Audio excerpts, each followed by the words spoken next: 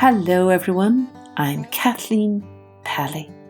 Welcome to Journey with Story.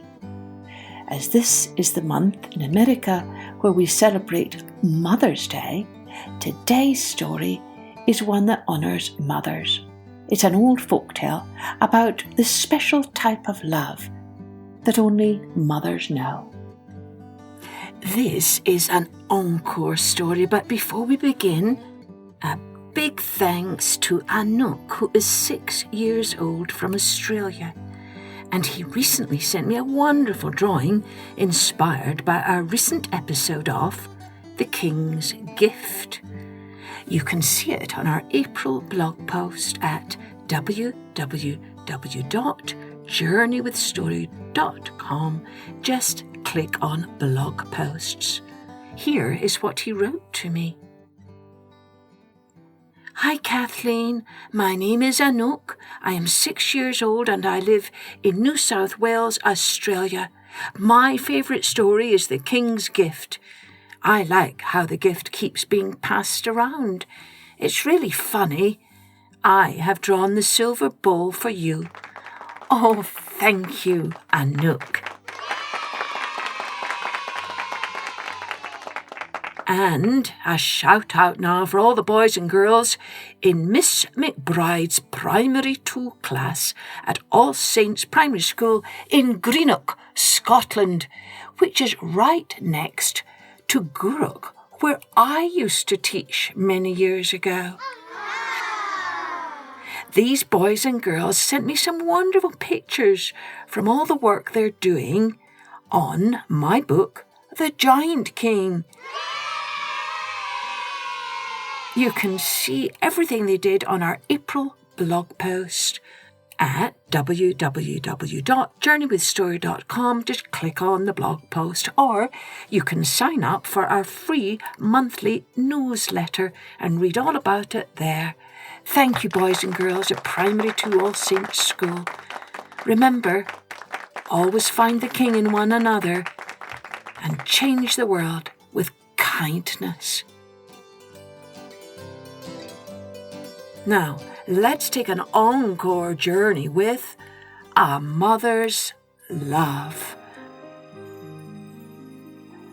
Long ago, after the Creator had made all the beings of the earth and the sea and the sky, he called all the mothers and their children together.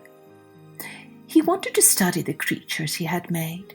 He wanted to look closely at their wings and arms, their feathers and fur, their tails and manes, their eyes and snouts and beaks and lips and tongues.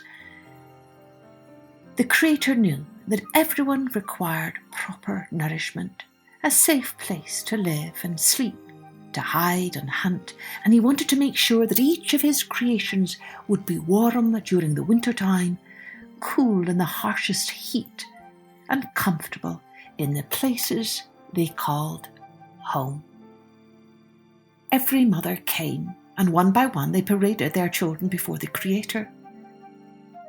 They nudged their offspring to swim or fly or strut, to show off their finest features. Every mother sighed with delight as she watched her child. Owls hooted and opened their eyes still wider as their mothers instructed.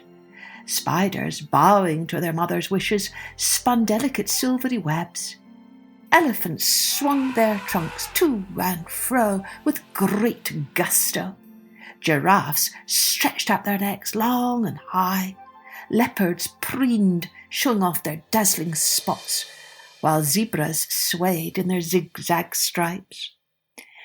The Creator was pleased. Every one of his creations was special in its own way, and he liked what he saw.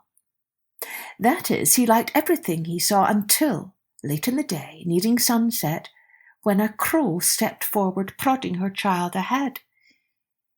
"Here she is," the mother cawed. "Surely I did not make such a creature," the Creator said.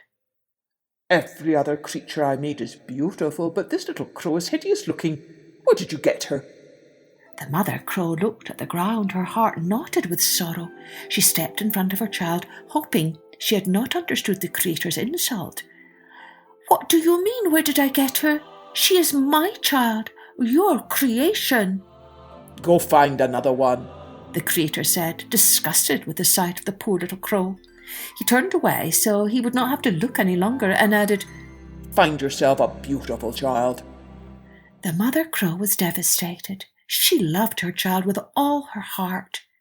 She looked at her and saw a beautiful thing, sturdy and shiny, with those black feathers glistening under the light of the dying sun.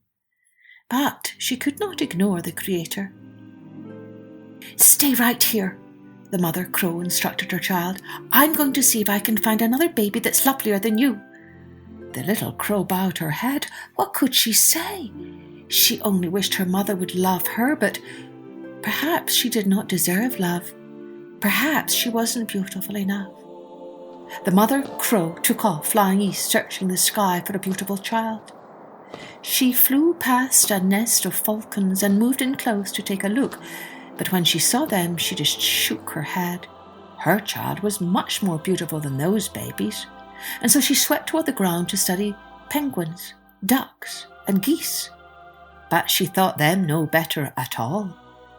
She looked at kiwis and cranes, finches and vultures, pigeons and parrots. She watched hummingbirds hovering over blossoms. She sailed past waxwings in flight. Everywhere she looked, she saw little ones who were cute and fuzzy, sweet perhaps, some of them more colourful than her own, but no one quite so beautiful. On she travelled, considering every bird she passed, flamingos and grouse, ostriches and toucans, parakeets and pelicans. She swept past owls and terns and the wandering albatross, but every single creature looked frail or plump, awkward or angry, pale or puffed up when the mother crow compared it to her own child. After many hours, she flew back to her child's side and she bowed before the Creator. "I have searched the whole world," she said, "and everywhere I look, I see birds, but I have not found a single one that is more beautiful than mine." She leaned over and gave a little peck on her little one's head, and the baby crow's heart swelled with pleasure. Then the Creator understood. "You are right," he said. "Every mother thinks her child is the most beautiful child in the world." And ever since that day, every child has understood that it is a mother's love that makes every child beautiful.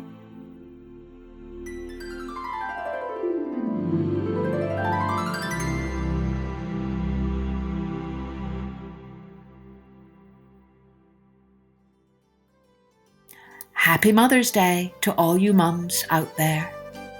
Cheerio then. Join me next time for Journey with Story.